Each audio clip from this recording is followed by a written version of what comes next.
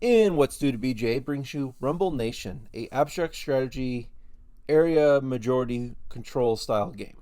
It is 2 to 4 players, plays in about 14 minutes real time. Pretty well loved on BGG so far.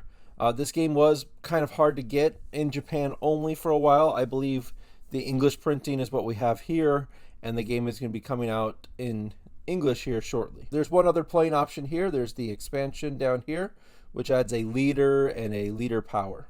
And overall, I thought this one played good, turn-based or real-time. All right, so the goal of the game is to score the most points. This is a 2-player game. Each little area here on the map has a tile here with the number of points it's worth.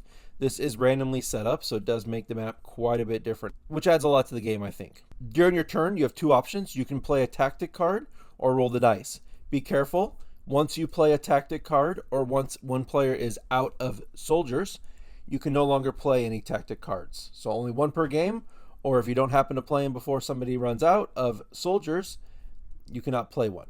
You have a total of 18 soldiers to put on the map. So we're going to be rolling 3 dice. And you can see here I rolled a 6, 2, and a 4. You're going to look at this diagram here, decide how many soldiers you're going to put on the board.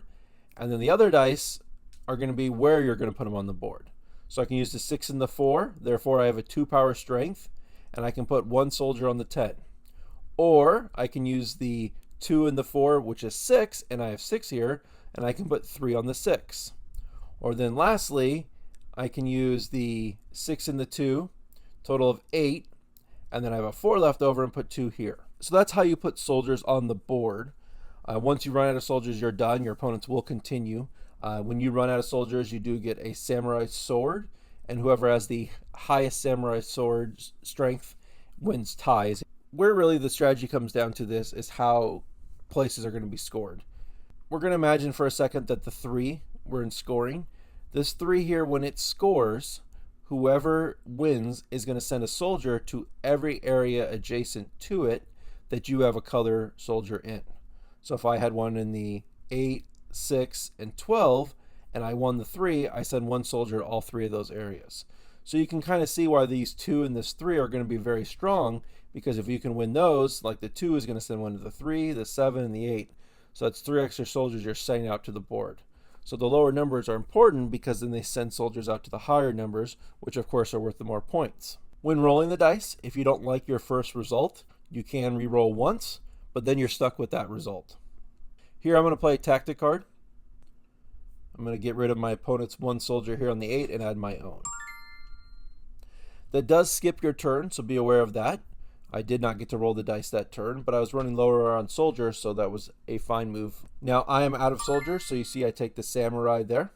And now I will break all ties since we're in a 2-player game. All right, now scoring is done automatically. So it's going to start lower number and work your way higher. And areas where there are soldiers will be scoring points. So my opponent there had the most soldiers. He scored points, and you see how you send the soldiers to adjacent areas. You do cross these little paths.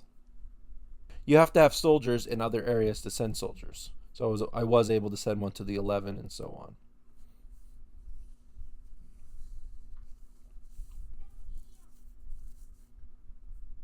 Then you just count up your points there, and whoever has the higher amount is the winner.